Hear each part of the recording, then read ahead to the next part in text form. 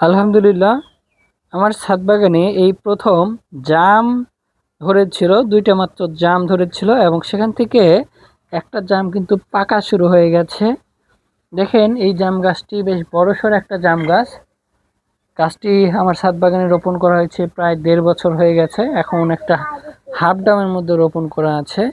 তো এবছরই প্রথম এই ডালটাতে একটা ফুল চলে আসে এবং ফুল থেকে এই ২টাই ফল সেট হয়। সেখান থেকে একটা ফল কিন্তু পাকা শুরু হয়েছে।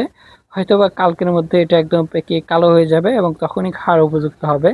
তবে আমি ভয়ে আছি কখন পাখি এসে আমার এই ফলটাকে খেয়ে ফেলে। আমি টেস্ট করতে পারবো না হয়তো। তো দেখা যাক আল্লাহ তাআলা আমার ভাগ্যে আমার এই ফলটিকে রেখেছেন কিনা। তো দেখেন এই গাছটা কত বড়, মাশাআল্লাহ চমৎকার একটা গাছ, অনেক বড়সড় একটা গাছ হয়ে গেছে।